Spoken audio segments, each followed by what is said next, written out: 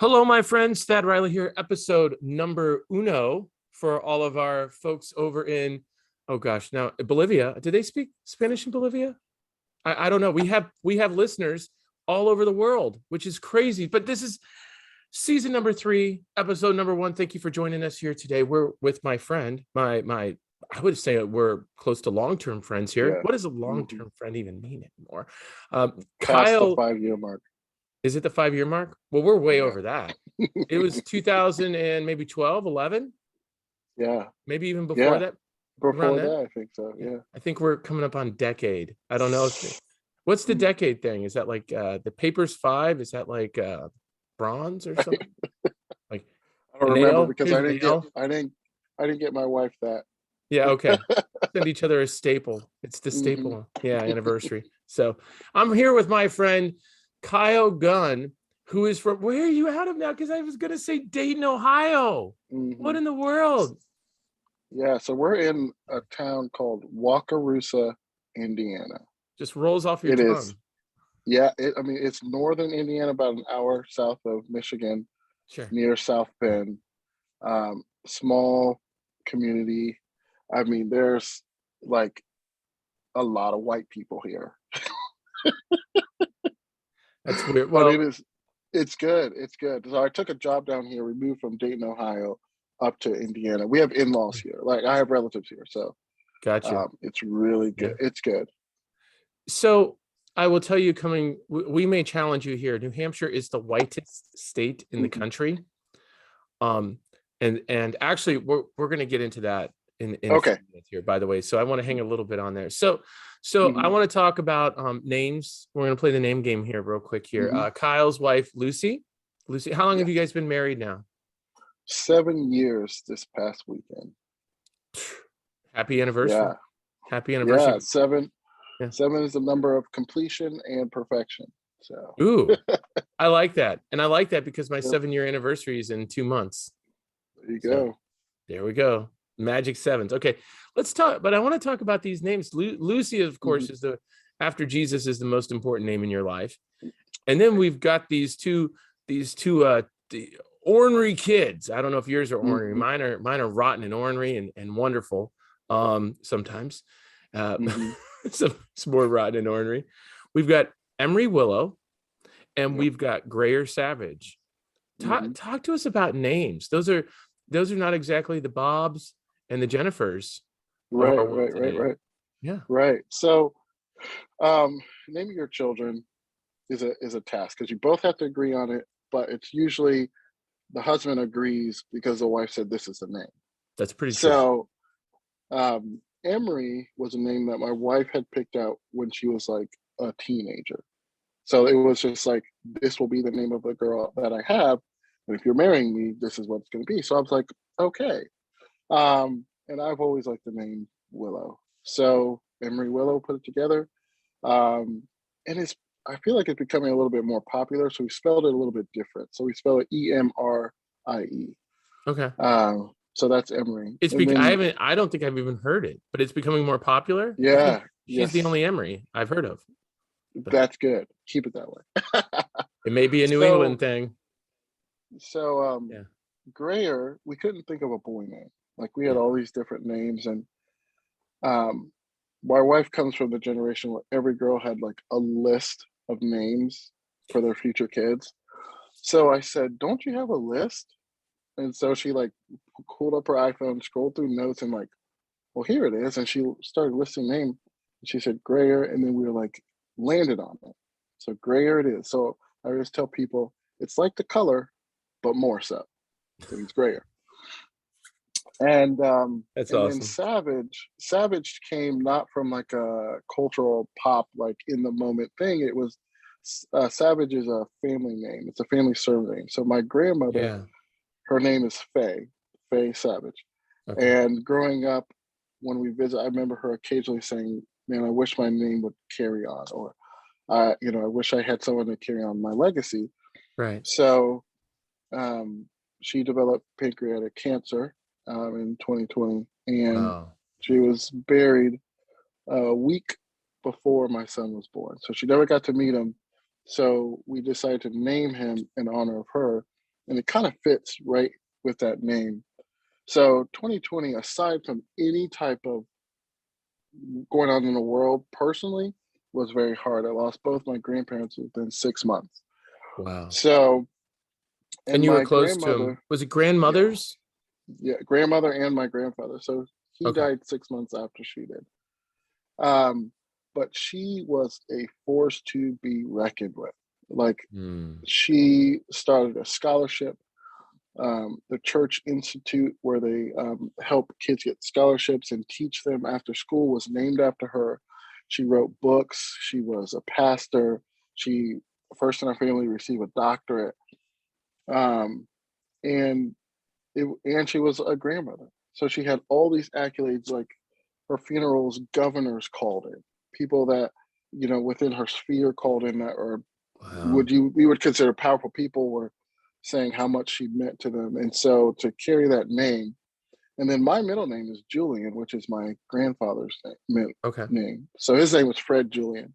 So I'm Kyle Julian. So we have Greer Savage. My sister, her middle name is Faye. So my grandparents are incorporated in our family. So that's how Wow. that name came about. How old were your grandparents when they passed?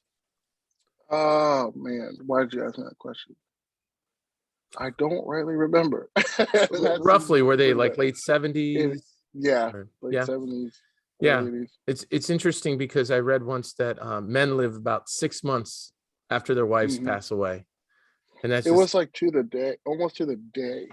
yeah, And that's like a like, statistic that's out right. there, is that men only And live it's about true. six Yeah. months. Women just keep on trucking. They You know live why? years. Yeah. Why? Because I mean, we're going to get into this, but women were created because we need help, A lot, right? a lot of it. So like Preach to the choir. they're called helpmates for a reason, not Right. to demean them, but like that same word helper is used for God's name. Mm. So it's not like it's a bad thing. It's really like, well, I'm a helper. I'm going to create this person to help this guy because he ain't going to live past 6 months without you. So, That's the but my truth. kids, yeah, my kids, Emery's 3, and then my son turned 1 in September. Wow. So, yeah, we have a three-nager. Like, people talk about terrible twos now. 3 years old. I had the same thing. I thought 2 was great, and I thought 3 is like, shoot me. Hmm. Like, Hmm. this is just like, if these kids really turn out like this and this keeps going, Right. right. It just can't. We Oh, need a change. right. All right. So I have to ask you this question, and Hmm. this is going to probably light up this whole entire thing. Um, so there are a lot of controversies in the world today. Hmm. Probably no subject draws it out more than pumpkin spice. Just pumpkin spice. Once you hear Hmm. pumpkin spice. Now, you know why I'm asking you this question. Hmm. You have a background, and Hmm. I would like you to talk to us about your experience, your unique experience in the world of pumpkin spice. I think you may have been there during the explosion of it initially. Hmm. Is that correct? Maybe. I would say so, yeah. So I don't even want to say anymore. Hmm. I'll leave it. I'll give it to you to talk Hmm. to us about Yeah. pumpkin spice. Because and everybody get your notepad out, Hmm. because you're not going to get anybody better on this subject. So this, I mean, it still brings up awful memories. Mm, pumpkin spice.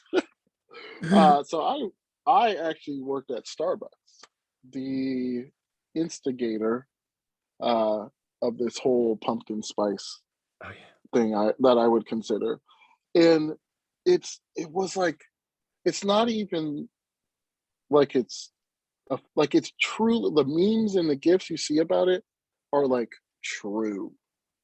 So you have pumpkin spice, it's like a syrup. You pump it in thing and you put espresso, steamed milk, froth it up, and then you serve it. And there's something about it that draws people to get it and take a picture of it with their UGG boots. I don't think those are in fashion anymore, but what, like, to take a picture next to It might be these, back. the changing, yeah. Oh, you know, yeah. The changing colors. And there's something about that pumpkin spice. And to Mm. be honest with you, it's not even that good. It's not even that good. Wow. My Like listeners there just are turned everything off. right, A bunch of them just like, you can't say right, that about my pumpkin spice. And we just did. like We're hitting like it all here today.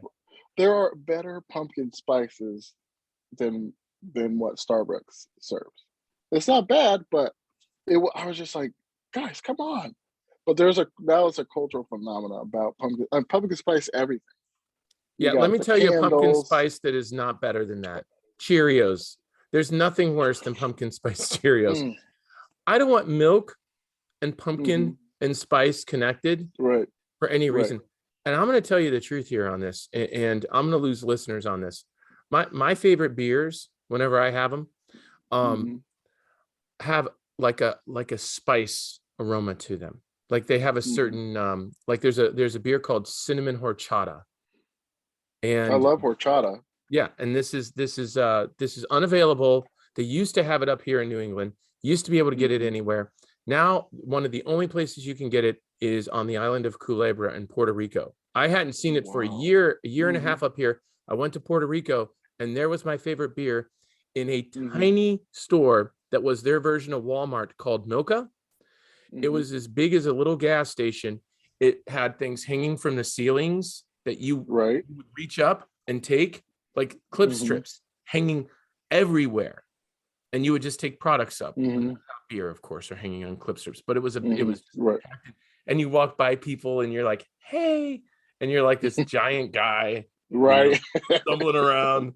Oh, it's the big gringo. He's here today to get his cinnamon horchata Right. and act all surprised again. We're so hmm surprised. All right, can we get him out of here? Um, so but back to pumpkin spice. That is, I think we're just a bunch of weirdos sometimes. Yeah, it's a cultural phenomenon that even if it was straight motor oil, still take pictures, still say it's delicious. I I think the weirdest thing about it is this. I think it's two things. I think people want to be current. I think hmm people want to feel like they're current. And hmm maybe that started with the idea of, oh, fall's here. It's fall. hmm It's the perfect time for this. hmm But then when pictures went up, they were like, Right. hmm it became cultural. But also, pumpkin spice is enduring too, because remember when Chipotle was like in every pot product, Yes. and then it became sriracha. Like everything was sriracha. Yeah. Like, and it kind of like cycles through. Like, what's the newest thing that everything's gonna be the sriracha Oreos. Yeah. Um, but pumpkin spice is seasonal for Yeah. that very nature. But so it keeps returning. So it's never like, oh, we're done with Chipotle, we're done with sriracha. Now it's pumpkin spice, but pumpkin spice keeps coming back because fall keeps coming back. You know what I think? Tell me if I just did not mind blow you on this. Pumpkin spice is like the child of Shamrock Shakes at McDonald's. These are mint green Mm-hmm. shakes. They're a mint green Mm-hmm. shake, and that's really all Right. they are. But every St. Patrick's Day, Yeah. everybody loses their Mm-hmm. ever loving mind, and people who don't ever get a shake. It's not as common as Right. it was when I was a kid. But those Mm-hmm. Shamrock Shakes would come out, and people who hadn't gone Mm-hmm. to McDonald's for a year would be like, "Oh, Right. I'm in line over there. I'm gonna Right. get 20 deep, and I want my Right. Shamrock Shakes. Hey, they're there. Let's Mm-hmm. go." And I feel like pumpkin spice Yeah. is like the child, the Mm-hmm. and The Shamrock natural Shakes. evolution of, Yes, yeah. it's like Mm-hmm. this thing, and it's Brilliant amazing. marketing. Yeah, brilliant marketing. It's like this limited time only because Mm-hmm. the seasons are going to change, and Right. we're going to winter.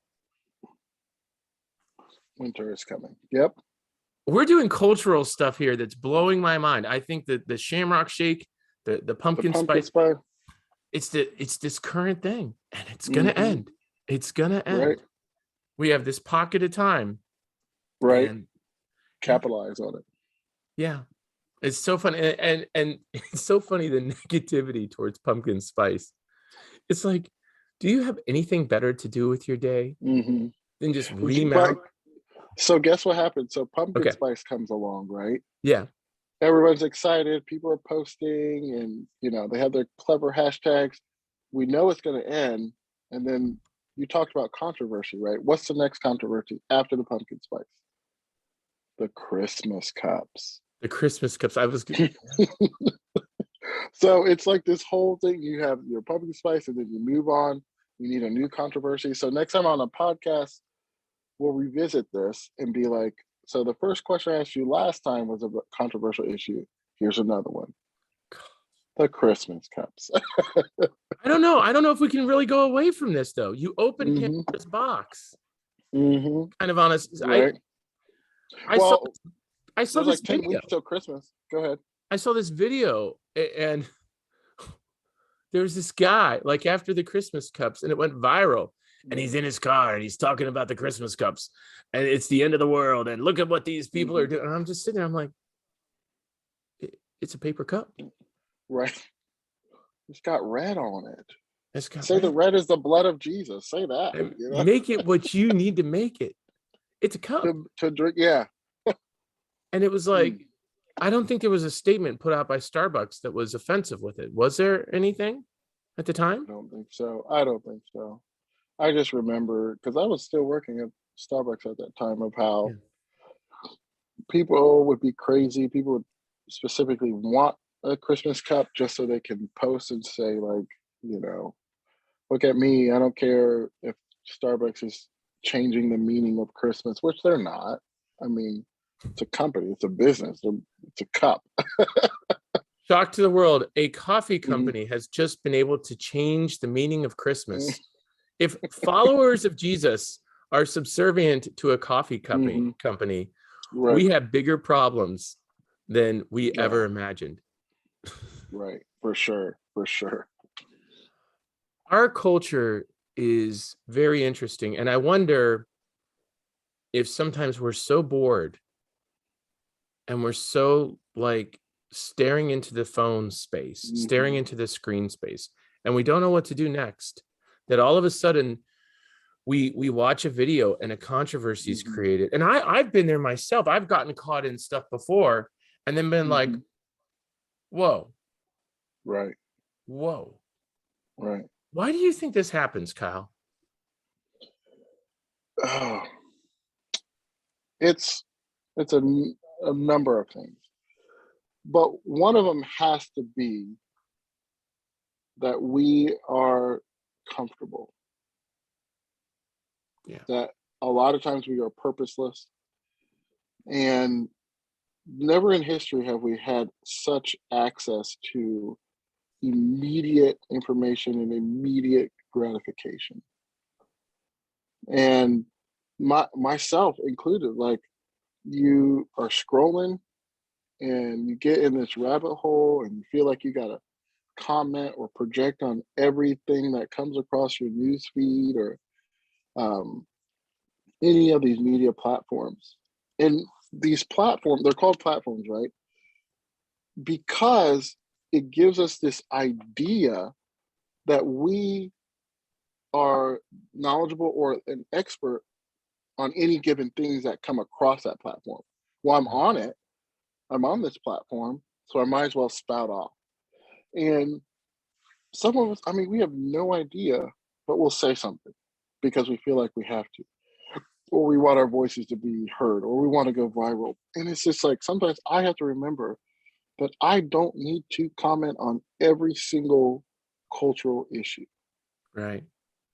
Even if people are pressuring you, like, oh, you know, you're a black man, you need to comment on this. Or, Dad, you're a white man, you need to comment on CRT in schools, you know? And it's like, to me, I have to realize, like, I don't have to. Like, I don't have to comment, or I can choose to. But I think in our society, we have all this coming at us, and we're not okay with awkward silences. And I don't know why silence and awkward have to be put together like that all the time. And we're not okay with sitting and being anymore. We have to constantly, be entertained or inundated. Like here's another, like, I do not remember the last time I went to the bathroom without my phone. Like, why would I go to the bathroom without my cell phone? Who does that? Right. Are you Right. insane? Right. So like for me, it's like, and I hear there's a statistic that I think men spend 7 hours a year, or it could be more, in the bathroom escaping from their family, Oh, wow. escaping from the chaos. I should try that. I have not used that before, but that Mhm, may be a path. That may be a path. yeah, I think I've been missing mhm, missing out. yeah. A So lot of and kids, Kyle. yes, yeah, you have a lot of them. I think there's like 13. Something like that. Um, but going back to what you had said, that people want to be in the midst of things or relevant or stay current. Right. That's the thing, is like the fear of being left behind, or that your voice doesn't matter anymore, plays another role into it. And I mean, we're both Jesus followers. Like, I think our importance or the urgency of who Jesus is doesn't play a factor in Western Christianity because of that comfort, because of the blessings we receive. Um, and this something that came to me yesterday. I was like thinking about American Christianity, and I'm just like, we think we're special, so that's why God blessed us, because in and of ourselves we're special.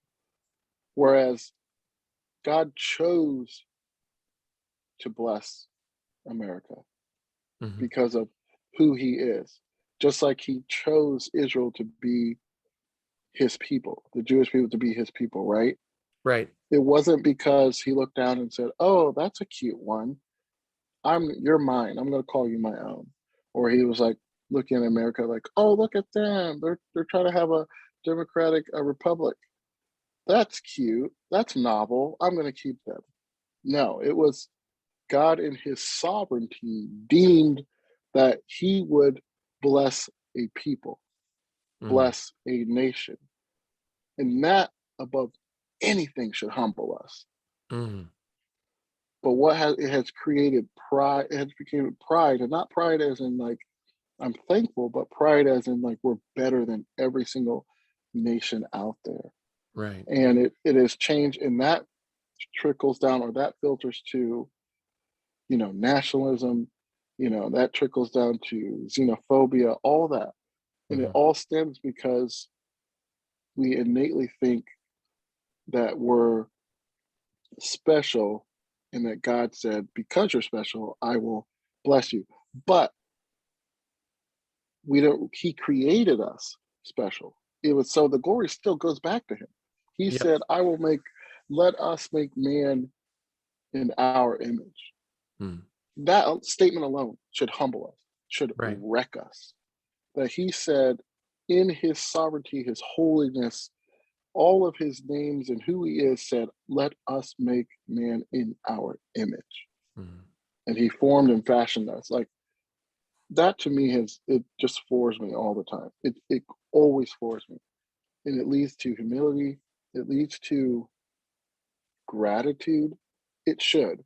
It leads to like a somber like approach of like, wow, this is weighty. There's gravitas to this. So man, that I mean, Yeah. I I forgot what the question was, We're good. but We're good. So I was listening to a podcast a couple mhm, years ago, and I won't say the podcast because the podcast has gone off the rails ever since COVID mhm, hit, and they've done nothing to improve our. They've okay, like stayed with their same format, and I'm like, you could have a mhm, voice, and you just don't. mhm, But one of the things that they said on their podcast was, as you were talking, this hit me. Comparison is a punk, and mhm, when we start ranking countries and people, that's a real problem. mhm, When I hear of nationalism, I see it different as pride. There's this I was in a 4th of July parade a couple years ago.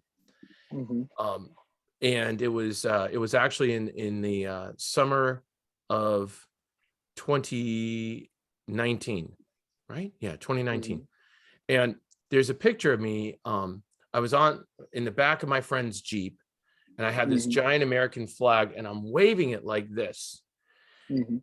And the picture's good and all this. I remember when I was waving that flag, I was sitting there thinking this continuous thought about how, and there was this pride feeling, but humility, Mhm. like this thing, like there are people in this Mhm. crowd who fought for our country, who served our Mhm. country overseas, who have lost family members they've loved in the armed Mhm. forces. And so when I'm Mhm. sitting there and I'm looking at this and I'm thinking about my great great grandfather, William Mhm. Riley, who somehow managed to get him and his wife on a ship from England and get them out of the life that they lived and brought them to America in the late 1800s, and began this new adventure, Mhm. which resulted in me living here today and all of this. Mhm. And so I feel this like emotion inside of me over the history of it all, over the beauty of how we got the freedoms that we have today. Mhm. But then we get to this thing of comparing ourselves against other nations. And that's where it gets weird for me. Mhm. That's where it's like, well, they're like French people, like we dog the French all the Mhm. time. Man, they do so much better with Mhm. food than we'll ever Mhm. do.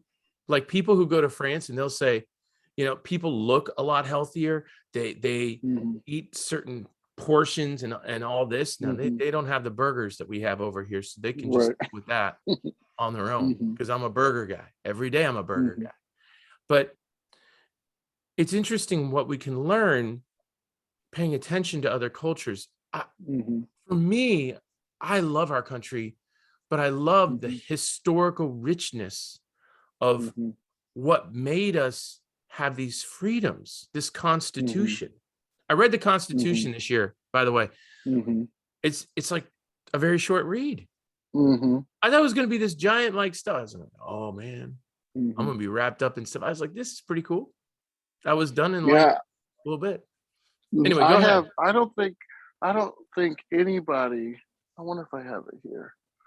I don't think anybody,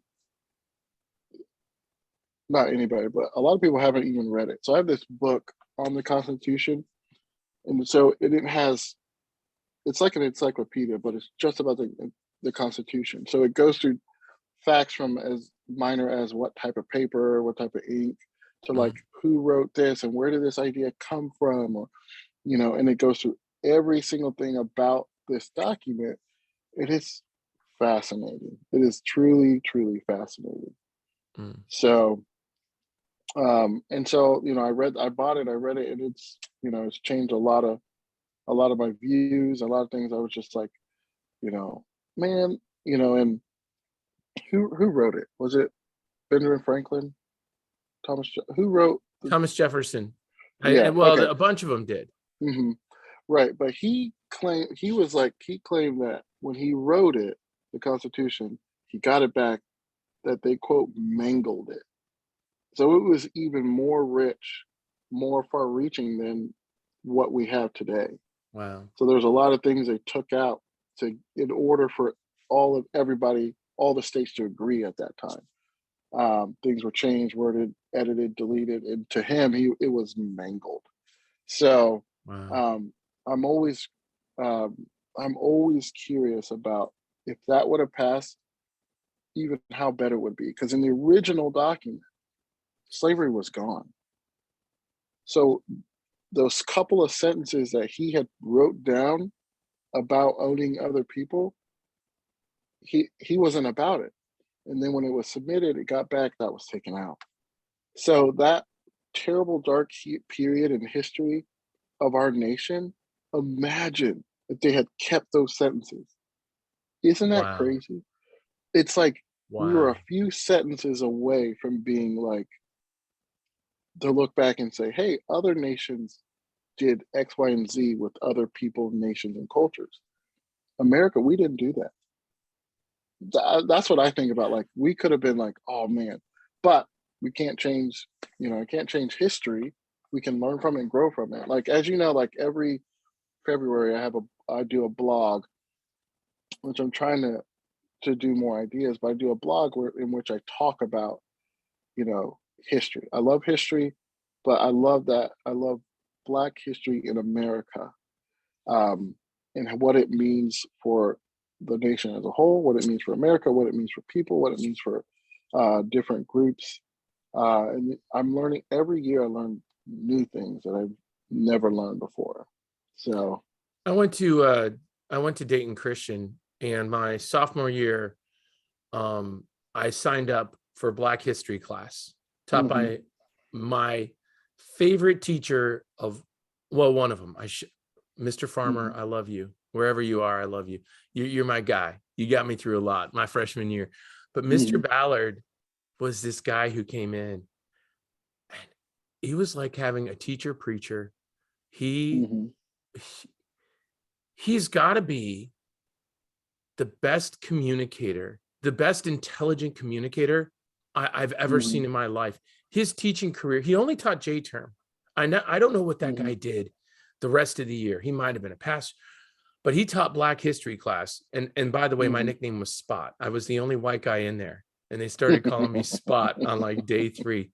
And I don't want to say this as this is going to sound completely arrogant. Because of Mr. Ballard, I ended up getting the highest grade of anybody in the class. And he announced it like on the last day, because people laughed at me a little bit taking the class. Right. The stuff that I was exposed to was incredible. I learned so much about slavery. I learned so much about the Underground Railroad. And most of that stuff I don't know much about today. But I was just eating the whole thing up. And it was amazing to me going into this room. I was the only white student. And when I walked in, I thought to myself, they're going to kind of think like, this guy, why is he in here? Maybe, or, but I just was like, I hate J. Yeah. But if you flip that, I often feel that way. Like that was common. Yeah. In my educational experience. You know what I mean? Like, there are times, in my life growing up, like people are like, oh man, I was the only white person there. And I often say, and not to be flippant, but I'm just like, flip it. Look at your circle of friends and look at me. That's what happens all the time. That's why we go in a crowd, you see the Black people, we go like this, because it's like, I see you. We're both here. We're in this space. You go to a wedding, you go to any type of gathering, and it was like a lot of white people, and you see a Black person, you automatically, okay, I see, we're here. And I say that, and you and I, like, we've been friends for a decade or more. Yeah. So to people who are watching, or the listeners, or whatever we call them, viewers, listeners, subscribers, sponsors. Yeah. None of those, just we friends. Can communicate. Yeah, we can communicate this way without harboring any type of layer of animosity or presuppositions, because of that relationship and that foundation of friendship that Thad and I have. Yeah. So we can talk, joke, communicate back and forth, without being like, oh, he's using racial terms or whatever. So that I just want everyone to know, like, we're good. We need to have these conversations. And furthermore, the narrative around all this is skewed heavily from reality. So going back to history, before there was Jim Crow laws, before there was slavery, or after it was abolished, there are communities all across the United States that coexisted peaceably. And I'm thinking of Kentucky, of the company, Jack Daniels. And they in the records, they had no idea that other parts of the community, because once again, they didn't have social media, were segregated. No idea. they played with each other, went to school with each other. It wasn't until from the top down it came across that schools are separated, drinking fountains are separated, that came to be. So I'm like, so if people during this time period and we think of them as being backwards or, you know, not politically correct, this and the other, or just living their lives, why then are we always hook, line, and sinker following the narrative that all white people are racist and that all black people are suffering? It shouldn't be that way. And do things happen? Yeah. I'm not denying anything. Have things happened to me? Yeah. I'm not denying that. But I'm saying the narrative is heavily skewed that every single day the Thad Rileys are just being racist to us. Yeah. You know, and that's just not the case at all. But, you know, that's why I think I'm in this space because, you know, for lack of better words, you know, I'm a person that people can approach me and ask me a question that they really wanted to know, but they're afraid to ask. Or they have no understanding, but they realize that, but they feel like, oh, I can talk to you. Now, there's other types of people who I call them, they're like the militant black people. Like you wouldn't ask them the questions you ask me, but we're all Right. different people, you know? So, Oh, sometimes I do though. I got a couple mhm, friends out there. I'm just like, I'm just gonna ask them anyway. And right, right. and you have to, you know, Hmm. I will say this. A couple people who appear that way have given me great answers. Hmm. So I Right, have felt right. that some of them really wanted to help and educate me Hmm. on And like, that's because there, people can see, people can judge pretty well, you know, and see intentions. And that can be misconstrued, but people can understand, like, oh, you're asking from a genuine perspective. yeah, I want to You want know. to know, you want, yeah. Um, and so that, I mean, that's okay. And it's just like, it's because of, we are a people who are relational. We're designed to be relational. And so anytime you start navigating in those relational spaces, we come alive. Because I mean, that's how we were designed and created to be. Like we're not islands. We're supposed to be um, living, working, breathing together. That's how we Right. thrive. I want to go back to something because my mind is blown. So for 34 years, thinking back to, or 33 years ago when I was sitting in Black history class, Hmm. never do I remember flipping it in my head and Hmm. saying, the way that I felt walking in my first day and the way that I felt during the class at times, being the only white Hmm. person, is how a person of color will feel very likely. I mean, we're all different in the way we interpret things. Hmm. So, you know, I don't want to put my feelings on anyone else, but there's a good chance a person of color has felt this way Hmm. continuously at different points in their life. Right, right, right. Hmm. And some It's people may true. feel that way almost every day Hmm. Hmm. Yeah, because like we, if I come yeah. visit you in New There's Hampshire. the whitest state in the, and by the way, I will tell you, one of the funniest things I've seen in Facebook is the true color of pumpkin spice Right. and that Hmm. paint, and it was white. Hmm. Hmm. But that was very funny. Right. But Hmm. I I really, this line of thought for me Hmm. brings me back to a couple of things. One of my battles that I have in schools today, and that's where I'm so linked Hmm. in these conversations, and with ideologies like critical race theory or other Hmm. similar things, is this. When I walked into that, when I sat down the first few days Hmm. in Black history class, I can remember that I felt like my identity was my skin color. Hmm. But this is as a follower of Jesus who knows my identity is what you said it was earlier. Mhm. We're image bearers, each of us. Mhm. And I want every child to understand that every Mhm. day, in every moment. I want that just Mhm. reinforced. I want it Mhm. saturated in their head that their deepest identity is as a unique creation of God made in his image Right. and so incredibly valuable. If you Mhm. tried to imagine how valuable you are to God, you couldn't get there in your Mhm. mind enough because you are Right. that deeply loved.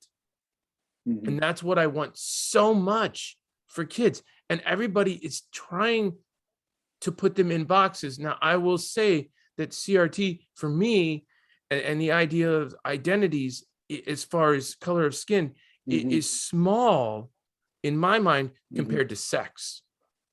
I Mhm. feel that the sex thing is crazy. I think we're an Mhm. over-sex culture. I know people have not liked hearing that from me before, but it's like, holy cow, Mhm. what is Yeah. going on with this? I want to get your reaction to something. Okay. I got an email from a friend of mine the other day Mhm. about a grade school cross country race in a fairly progressive town here, right by us. Mhm. These are first through fifth graders running in the cross country race. And they said they're going to have the boys line up at this time and they'll race. The girls will line Mhm. up at this time and race. Mhm. Under the boys, they had this thing, or anyone who identifies as a boy. And they gave all these Mhm. definitions of what that looks like.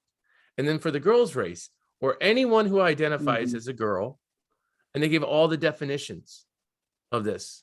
Right. Right. First through fifth graders. So you could take Mhm. the third fastest boy and just be Mhm. like, well, I've wanted to win. Mhm.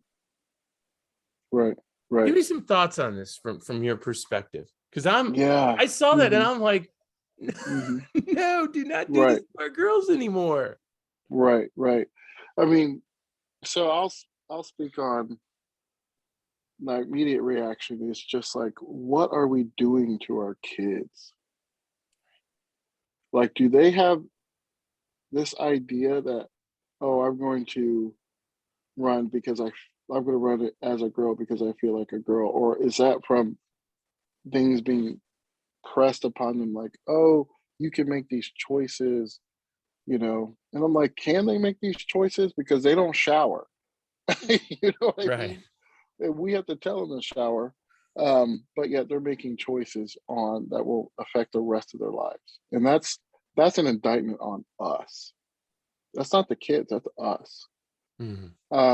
So, and it's sad and it's disheartening, and we feel like we're doing this great thing. Oh, look how inclusive we are. That's the thing. We're including every possible realm or region or far out thought as to who a person is. And that's the issue because a person is an image bearer created after God. Like God said, let make man in our image. So we were designed after God. What more do you want? What things could you add to that would make it more full and more complete versus the God of the universe who always has been and always will be decided to make man after his image? We've lost that. That's why we're having this cultural warfare. It's because we lost that. We have diminished it. We have changed it. We've manipulated it because you know why? We're trying to build a tower up to the heavens to be God. We're trying to make God in our image because we don't like what he has. Since he designed us, created us, he gets to set the parameters of what humanity is. We don't like that. So we decided, like the Tower of Babel, we're going to go up to the heavens and declare that we are God. Or we're going to fashion him the way we want. Or we're going to make a graven image or a graven idol after what we think it is. And that idol can be sex, gender, ideologies, the patterns of this world. And that's to me is sad. And then it comes full circle. Well, why is this happening? And why do we just rail against it? You know why? Because I'm going to say it. We as believers have done nothing. We have squandered our freedoms and have not availed ourselves to the time where we live in a nation. Yes, we live with a religious freedom, but we have done nothing with it. And I say that as a large swath. And the reason is, I take it as a greenhouse. So you have a greenhouse, climate controlled. The water comes on when it's supposed to, rich earth, soil, everything's thriving, right? It's Right. perfect. It's beautiful. And you can go in, you see the butterflies fluttering around, bees are pollinating. It's amazing.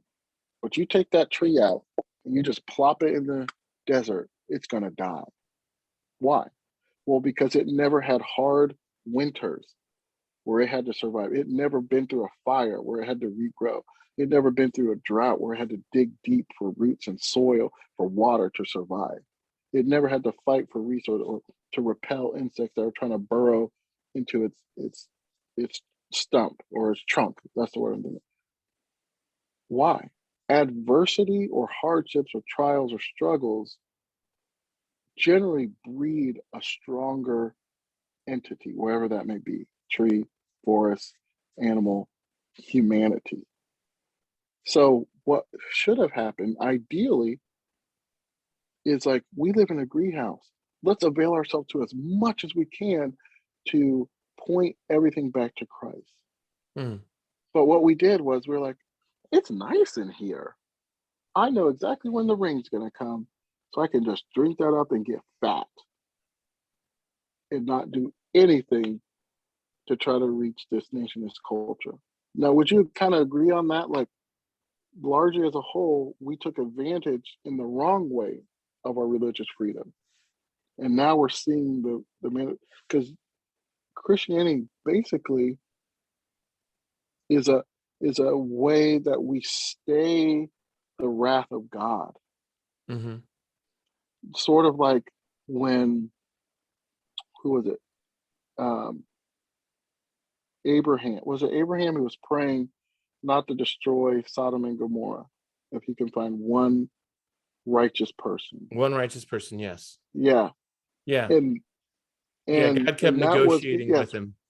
right, because the righteousness Right. stays the hand of God, who is just in his right to destroy or to judge that, because he sets the parameters like we talked about. So it wasn't like he was acting irrationally at all. It's just that righteousness stays that as long as possible until every person can hear the gospel, until people can hear the gospel and to respond to it. And we largely didn't do this. We just, oh yeah, this is cool, it's comfortable. And we took God's blessing and we ingested it, instead of pushing it out and saying, it's good here. Yes, God's blessed us here. Yes. But how much more is his blessing when we're in a relationship with him? Right. Something you So, said triggered this thought in my head. mm-hmm, I remember, growing up, and for about 15 years, maybe from the late 70s to the early mm-hmm, 90s, when we started figuring out there might be some problems here, my upbringing led me, not from my parents as much, but from church and from mm-hmm, schools, led me to believe a couple of things. You wear ties on Sundays because you love Jesus. mm-hmm, And a good Christian, the better Christian you are is the more dressed up you get on Sunday morning. mm-hmm, You definitely don't work on Sunday. mm-hmm, We will forgive police officers and people in the medical community. mm-hmm, It's like, I remember the moral majority, and that might be a touch before your time. I'm not sure if it was or wasn't. mm-hmm, And it was, and even the name is like, mm-hmm, it's kind of like this Judas Iscariot idea where what they're preaching is really good. And mm-hmm, the core of this is really good, But these side conversations about dress code, about the music you listen to, about not talking, like you have to sit still at Right. age 6 Mm-hmm. through a pre-programmed, and it includes a lady on an organ, and I love organs, don't get me wrong, Mm-hmm. and a guy who stands up and talks for 45 minutes, and there's no air conditioning, and you're supposed to sit still, and you're 6. I wasn't sitting still for nothing. I spent my whole childhood in trouble at Sunday school, not as bad there, but at the Christian schools I grew up in. And I think we have taken a sledgehammer to some of this, Right. but not all of it. And I guess, Kyle, while you were talking, I was just thinking of so little of that is about the core of the relationship with Jesus. Right. What they preached was good. The songs that we sang and the messages in the songs were like, it is well with my soul.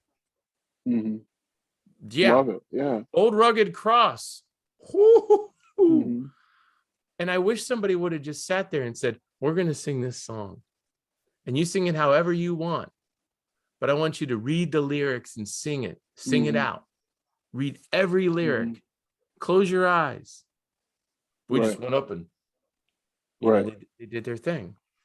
Yep. First, second, and third the verse. Or what is it? First, second, and last. Yeah. First, second, and last. But every now and then they'd be like, we doing the whole thing. We doing the whole thing. You'd be like, well, he lost his job. Ooh, that was a wild. There's going to be an elder meeting about this. It's supposed to be first, second, and last. And there's seven of this verses. Do you see that today? Do I see what? Do you see these strongholds today around followers of Jesus? I feel like in some way we've gotten better, and in some ways we're not. Yeah. I see it more so recently in the marrying of Christian identity and the Republican Party. Talk to me about that. During more so, we saw it with, George Bush Sr. I'm doing all the presidents that I remember. Yeah. I heard talks of Reagan, George Bush Sr., George Bush, and then Trump. Were those all the Republican presidents? Then we had Clinton and Obama. Yeah. So all those guys, it was like, we're Christians or we're believers, or we say we are, and then Christians are like tied or hitch their wagon to the Republican Party. And I'm talking about just the party itself, not the ideas that they follow. Right. And that's one of the biggest strongholds that I think is like, I'm a Christian and I'm a Republican. And that's it. And this political party in this two-system nation that we have is part of my identity. Once again, losing the focus of what our identity is. And you see it all over, that marrying of it. And it sickens me. And you know me, I poke fun at either side. I can see past my own nose and say, I can see past my own nose and say, didn't we, like, greatest example, we have a lot of Republicans railing on Biden for gas prices, right? But when gas prices were down under Trump, we praised Trump and said, look what he's doing, gas prices are down, economy's good. But when gas prices were down in Obama's years, the Republicans were so quick to say the president has nothing to do with gas prices. Right. Because he was a Democrat. Right. The president has nothing to do with gas prices. But then when our guy got in, oh, Trump, you're so great. And I'm just like, guys, don't you see? Yeah. Like, this is so, I don't like, it's so hypocritical. So now we're back to Biden did this, when Democrats can rightly say the president has nothing to do with gas prices. Right. Lazy economics to suit your political party. Exactly. And that's just like a small example. And I do not like it, one bit. And I remember even when, we go back to the Obama years, like, the economy was on an upswing, and there was still no credit given, nothing to the president. And Right. then Trump comes along, and I mean, it was great. I think we have a short memory, but that economy, it was great, and it just kind of skyrocketed, and it was all thanks to Trump, and so we live in that pharisaical world of just like the Republican Party has become our identity, Christian nationalism, and it's like, well, no, they have, you can align yourself and say, hey, this is what I like from it, and this is what I see that is good for our country, but it's not who I am. The R next to, a senator, that's not who they are. But we forget that. I was talking to a friend of mine recently, and he voted for Alan Keyes. And he Mm-hmm. said, I won't do that again because I loved him. But in the end, the candidate that I didn't win, and I think that would have been George Bush Jr. I think that was when Mm-hmm. we were playing around with him in his first thing. I think that was when Alan Keyes came out of nowhere and was like, holy cow, this Mm-hmm. guy, he just got all the Yeah, words. He got all the I right like him. words. Yeah, And I like him too. yeah, and he did. And I was fired up, but they were, they felt that, they wasted their vote in the primary, Mm-hmm. voting for someone. Mm-hmm. Um, let me just give some substance to something you're saying Mm-hmm. here. And I hope nobody knows this type of fact, because if you are, you need to do other things with your life like I Mm-hmm. apparently do. Although it is an interesting historical fact. So who knows? There might be Mm-hmm. value to it, especially in elections. So in 2004, the election between John Kerry and Mm-hmm. George Bush, many people forget this because they look at Kerry as like this Massachusetts, East Coast liberal, and he was, just the best candidate and all this Mm-hmm. stuff. What people don't know is that everyone knew going into that night that John Kerry was going to win. Every poll said he was going to win. In fact, Fox News later admitted, along with CNN and Mm-hmm. MSNBC, that they had only prepared John Kerry presidential artwork. Mm-hmm. Mm-hmm. They had not done anything with George W, because all the polls told them that George W was going to lose. So Right. in an upset to the polls, how many times does this happen? And they were completely wrong. Mm-hmm. What was the underlying story? And the underlying story of it was they went to Karl Rove, George Bush's campaign manager. Mm-hmm. And he said, we won because we targeted churches. And that was what Mm-hmm. we did. We made everyone so afraid of what John Kerry would do to our country. If you are in a church, if you are a Christian, Mm-hmm. we made everyone so afraid of what John Kerry would do. We wanted them motivated to go out and vote. Now, Mm-hmm. Karl Rove, in that moment, won an election for his candidate that he shouldn't have won. His strategy Mm-hmm. was the right strategy.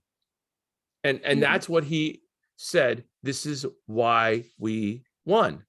We Mm-hmm. targeted the churches, and we did it and we went after fear. Mm-hmm. We went after fear. Because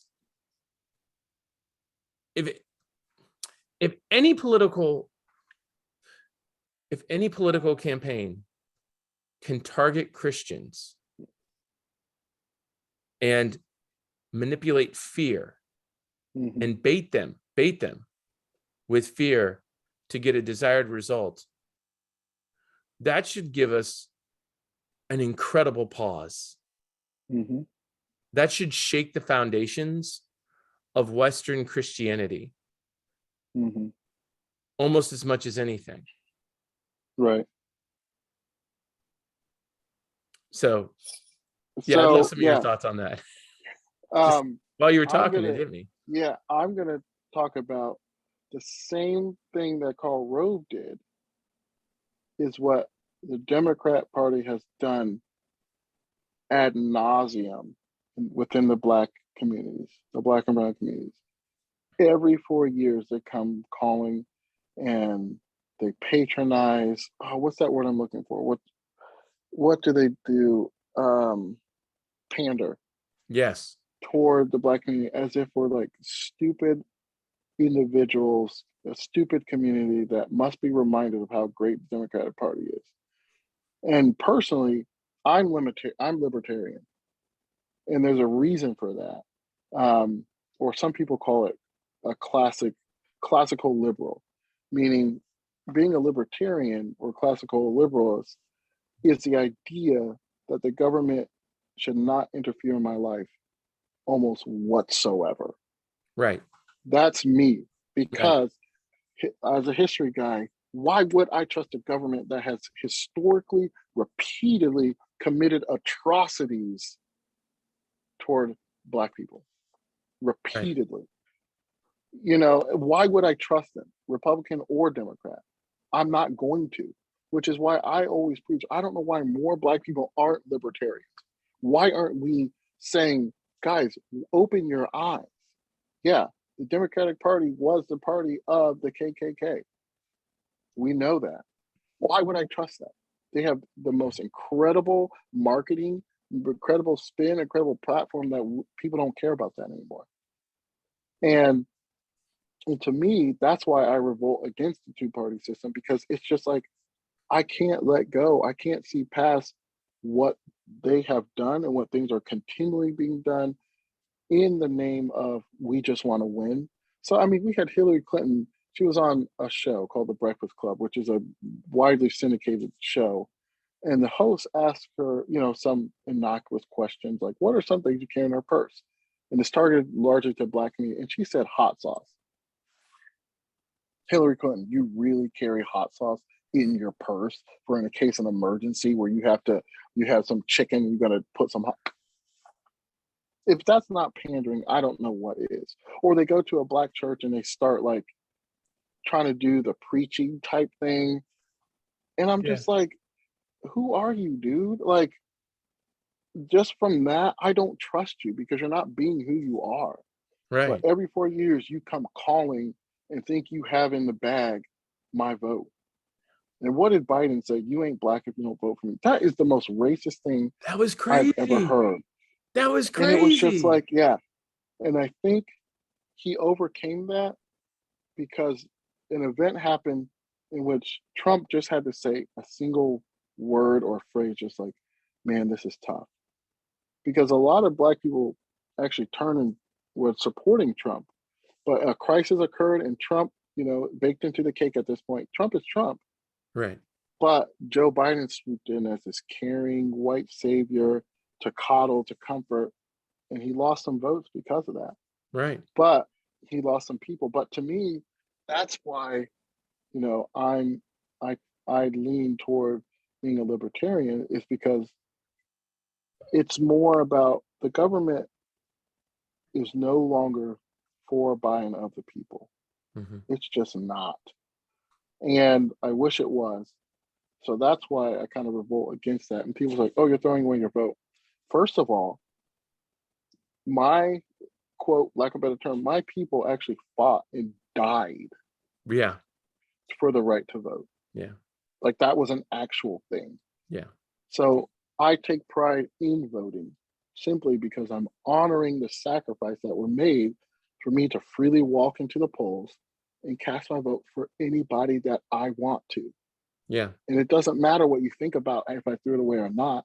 I have a play, or I can participate in this system because I have the right in this country to vote. And so, I voted for, I don't care if people know this, I voted for Joe Jorgensen. And that's a third party vote. Why? Who was Because Joe George? Was he Green Party? she was a She, libertarian. sorry. Yeah. He was Yeah. I what? mean, the name threw you off. She was a libertarian. So she was a Okay, third libertarian. party. Yeah, I forgot. Yeah. My No, you're brain. fine. Yeah. Yeah. Yeah. So I voted for her. Yeah.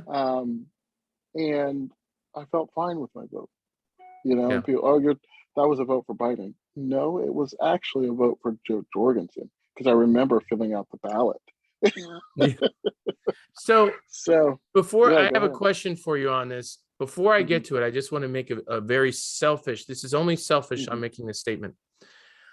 I am going to find a way to start carrying around buffalo sauce, that buffalo sauce. Now, I'm inspired in this moment by Hillary Clinton, because I got to tell you, there are so many times I'm eating a burger or something, and I'm sitting there and I'm thinking, and here's what's weird, to totally sidetrack us. I hated spicy foods for my entire life until about 2 years ago, and something changed, and I can't get enough of it. I go out play, and I have interesting. Yeah, I have a fiercely interesting. judgmental heart too when they bring me buffalo chicken, and I'm just like, here we go. What's going to go down right now? What's going to go down? And I'll get the hiccups, and I'll look like a mess, and I'll just be, it's so good. My eyes are watering. But it's so good. People around me are like, is he okay? And she's like, is he all right? No, tell him to stop. But I might stick some buffalo sauce in my wife's purse. I might sneak it in the side. She is so inspirational, isn't she? Yeah, my wife takes and care of that me. you're campaigning, so you can always say, I carry buffalo sauce in my back pocket. Yes, because we're looking for, I mean, yeah, holy cow. I can't even, I wouldn't even, I don't even want to touch that. Right. Right. Just want the sauce on me at all times when we go out to eat. Right. So I want to talk to you because this is an interesting thing that you mentioned.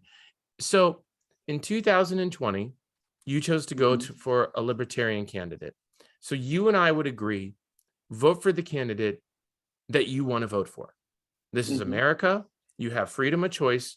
No one should be pressuring you or demeaning you or speaking down to you. And if they do, don't listen to them, obviously. They have selfish purposes in mind. I think it's so important what you're saying. So contrast that. I want you to share, are you willing to share what you did in 2016 and how your vote evolved from 2016 to 2020 and kind of what played into this? I think this might help people. So in 2016, that was Trump and Hillary. And I want to call her hot sauce Hillary now. Yes. Yeah. Actually, I abstained. Okay. I could not, in good conscience, vote for either candidate because part of it was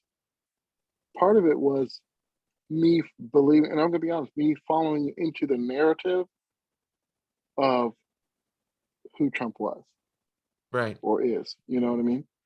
And I just could not vote for Hillary for obvious and glaring reasons.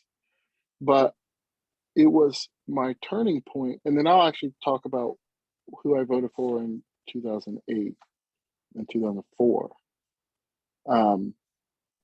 Are those the years? Am I getting that right? Yeah, you're nailing it. Yeah. Okay. So, so that was when I lost my train of thought. Where was I? We were talking about 2016. Yeah. So I abstained because I couldn't. But it was after his first State of the Union address where I was like, because I love politics. So I had my laptop, iPad, and my phone, and I'm following along and doing all this stuff, commenting, on Twitter and things like that about what was going down. And he was just stating things, and I would look it up, and I'm like, begrudgingly, that's true. He was like, lowest Black unemployment. Looked it up. Oh, that's true.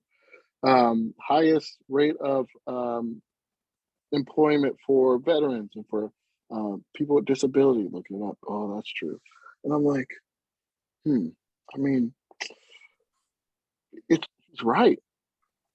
This is a good thing, and I started trying to, and then it got me into a rabbit hole. I looked up the hashtag Blacks for Trump. And by God, it was just like swaths of people that were never, ever shown in the media at his rallies, the prayer breakfast that he had. Like, it was just, I was like, there's so many, and my parents are huge Trump supporters.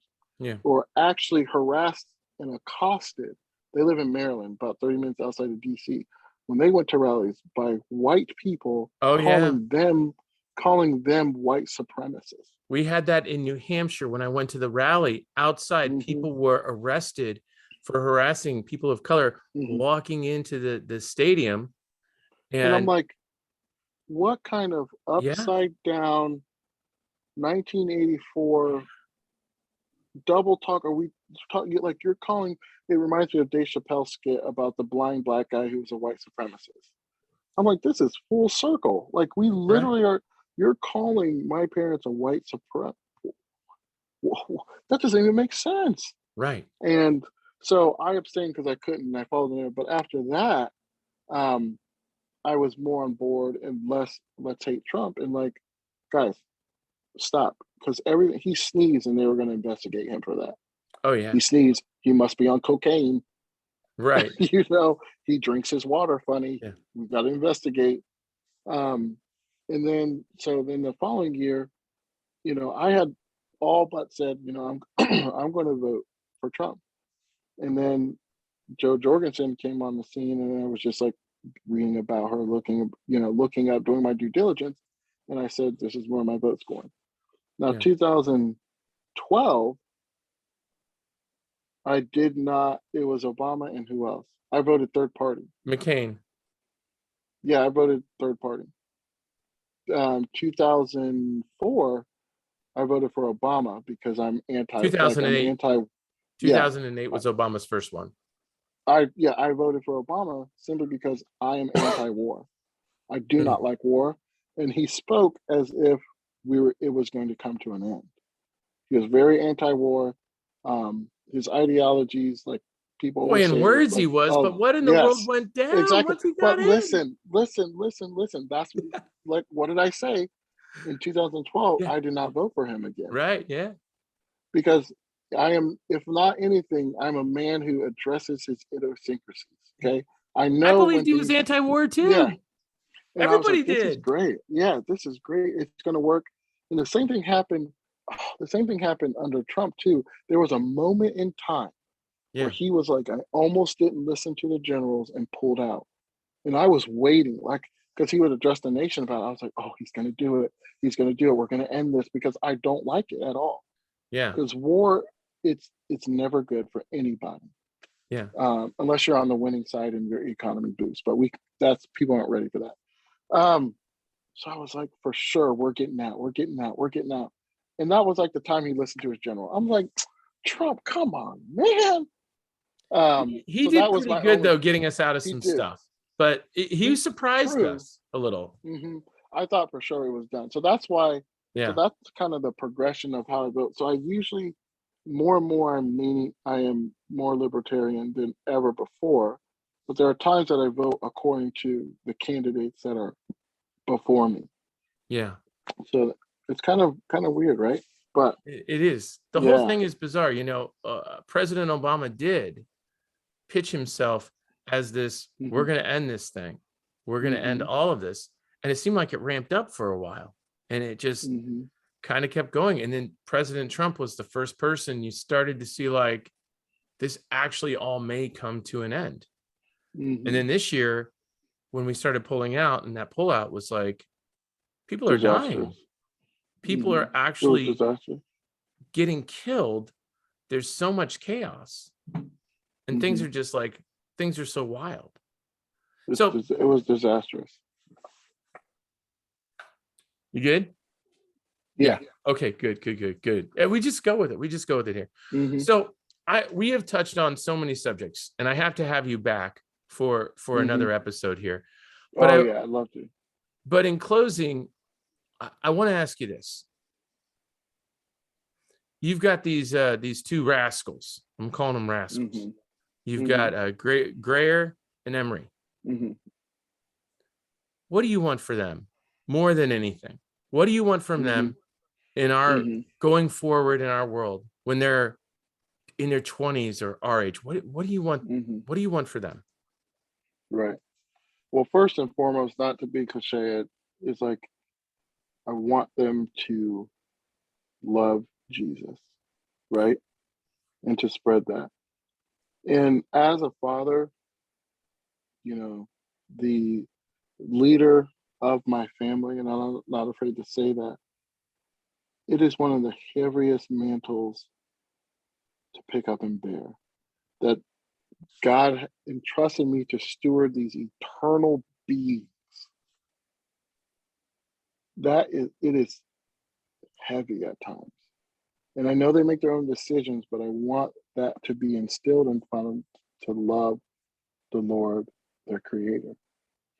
And for me to demonstrate that, to showcase that in a world of craziness is at times it can be overwhelming. So that's first and foremost. Secondly, I want them to be independent thinkers. I want them to know their worth and their value and their identity. You know, even I remember at a young age, trying to instill, even when my daughter was young, who they are and what they mean to me. And just the fact of having kids, I understand just a little bit of how much the Lord loves us. Just a little bit. Yeah. Because I literally would do anything, for my kids. Even if they, broke the law egregiously, they're still my kid and I still love them. And I would forgive them. And so, like, as they grow up, I want them to be able to discern, have the spirit of discernment of what is fleeting, what is eternal, and live their life based on that. And furthermore, I would love, like, people always talk about privilege, white privilege this, privilege that. What I do, I want to afford them as much privilege as they possibly can. Because I work to, let them be able to go to college, let them choose a job. I want them to have privileges that I didn't have. We always want that for our kids. So it's privilege is not a bad thing. It's what you do with it that can fall off the rails. So yeah, and then, that's what I want for my kids. I think that's what we only can, and I want them to be able to grow up, and be safe. I don't think that's wrong. Right. But yeah, I love being a dad. I love being a father. It's the greatest thing ever. If you see my social media, I'm always posting about them, and I hope that they make me money because they literally are models. I was gonna say, dude, they need to just be like, you're gonna make stacks of cash. If anybody has a brain in their head, they need to start. You guys should just quit your jobs and get them on tour. Because man, could they be any cuter? I'm just like, this is insane. Because I wake up, I look in the mirror, I see my face. I'm like, I don't know how these kids look this good. Yes, I have a beautiful wife, but I'm just like, they're half of me, but I don't know like what good half they got. But they're some beautiful, beautiful kids, and we're incredibly, incredibly thankful and blessed. Yeah. For our quiver is full.